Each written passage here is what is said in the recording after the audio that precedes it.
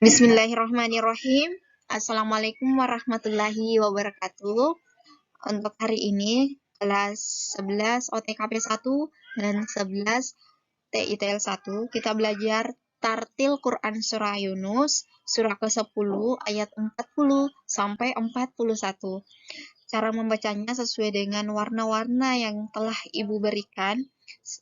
Yang pertama itu lafaz berwarna merah jambu. Perhatikan lafaz pertama itu disebut dengan isyarah haliki. Perhatikan wa minhum.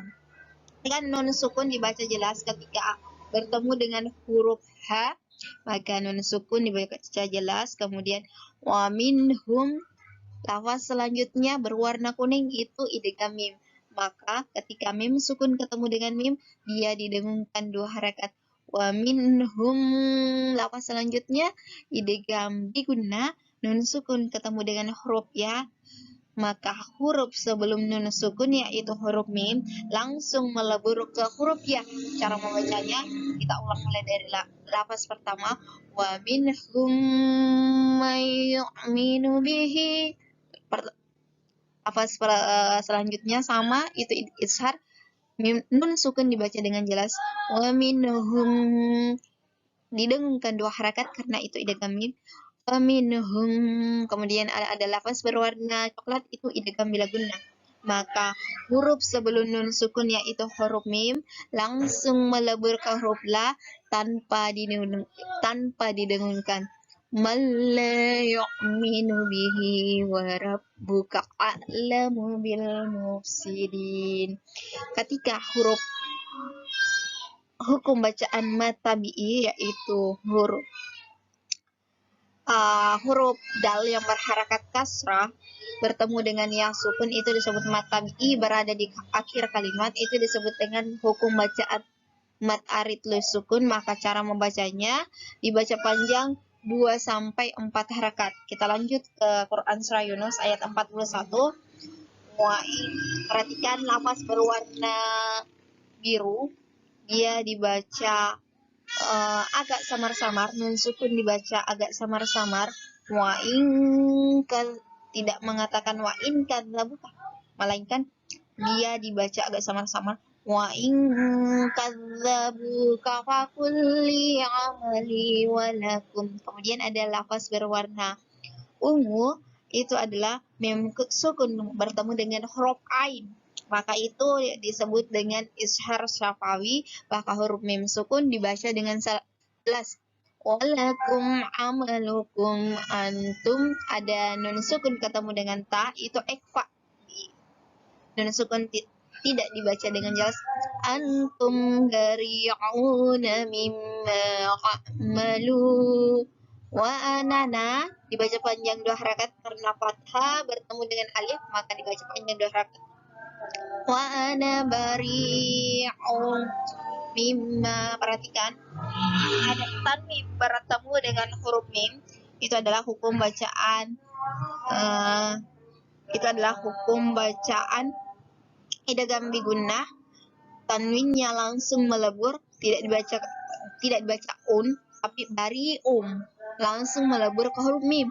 Bari'um mimma ta'malun. Ada lagi wat arid li sukun, ketika huruf lam berharakat dhamma bertemu dengan waw sukun, maka itu disebut mad tabi'i. Kemudian dia berada di akhir kalimat disebut dengan mad arid li sukun. Maka cara membacanya dibaca panjang 2-4 harakat.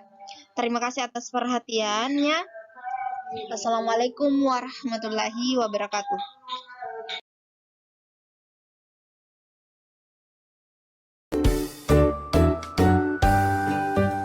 Ada beberapa pertanyaan yang muncul tentang bertoleransi. Salah satunya, kenapa sih kita harus bertoleransi? Jawabannya mudah, karena dengan bertoleransi kita dapat hidup rukun dan terhindar dari tindak kekerasan demi terlaksananya persatuan dan kesatuan bangsa. Ada juga pertanyaan, dengan cara apa sih kita bertoleransi? Nah, setiap manusia itu dibekali yang namanya hak asasi manusia.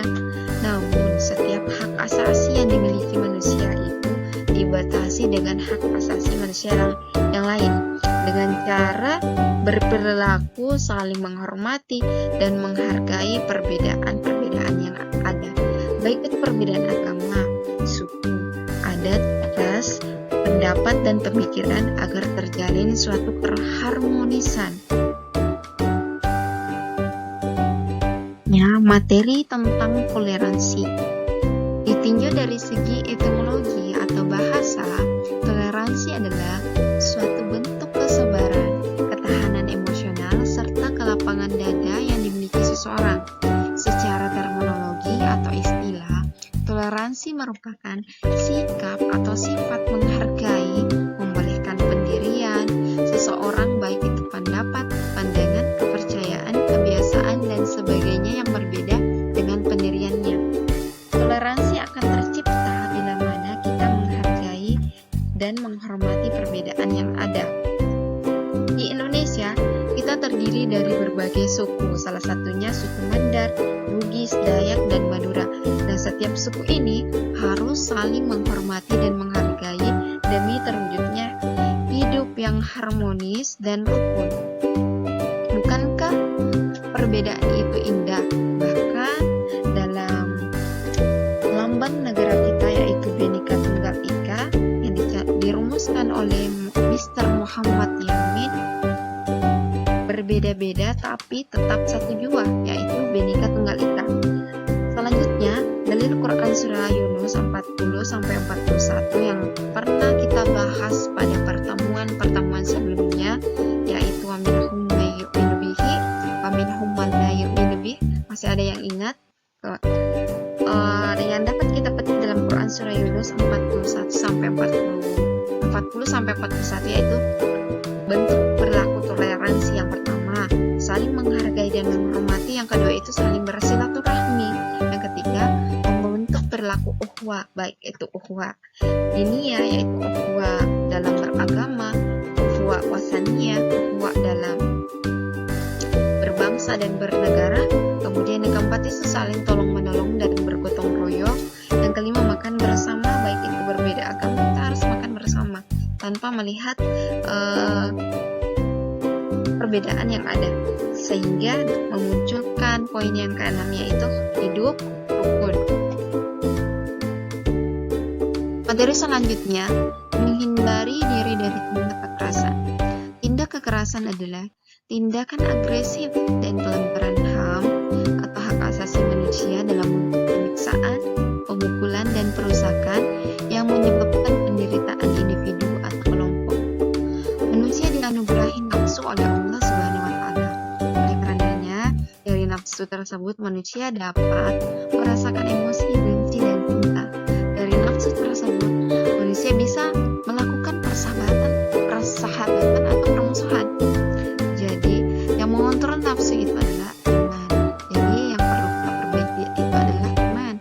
Jika cinta melahirkan perdamaian dan keharmonisan, maka sebagai umat Islam kita wajib mengedepankan perdamaian dan keharmonisan. Sedangkan benci melahirkan permusuhan hingga tindak kekerasan. Islam melarang perilaku kekerasan terhadap siapapun yang tercermin dalam Quran surah Al-Ma'idah ayat 32. Ibu baca potongan ayatnya. Bismillahirrahmanirrahim. Wa man qatala nafsan bighairi nafsin aw fasadin fil ardi faqanna maqtalan nasa jami'an. Artinya, barang siapa yang membunuh satu jiwa tanpa alasan yang jelas, maka seakan-akan dia membunuh seluruh manusia. Lanjutan ayatnya, wa man ahyaha faqanna ahyan nasa jami'an. Dan barang siapa yang menyelamatkan satu jiwa, maka seakan-akan dia menyelamatkan seluruh jiwa. Nah, dalam ayat tersebut ada beberapa bentuk perilaku toleransi yang dapat kita teladani atau hal-hal yang dapat kita lakukan untuk menghindari diri dari tindak kekerasan, yaitu 1. Saling menghargai dan menghormati. Yang kedua, mengedepankan keadilan. Yang ketiga, menghargai hak asasi setiap orang. Yang keempat, mengedepankan keharmonisan dan perdamaian. Yang kelima, belajar belajar empati dan simpati untuk menghindari diri dari tindak kekerasan. Materi penutup yakni hikmah bertoleransi dengan menghindari diri dari tindak kekerasan. Yang pertama, hikmah yang kita dapat petik yakni meningkatkan iman dan takwa kepada Allah Subhanahu wa taala dengan bertoleransi dan menghindari diri dari tindak kekerasan dengan mengamalkan Quran surah Al-Maidah ayat 32 dan Quran surah Yunus 40 sampai 41, maka kita akan meningkatkan iman kepercayaan kita pada Allah bahwa bertoleransi itu dapat membuat hidup kita tentram dan damai.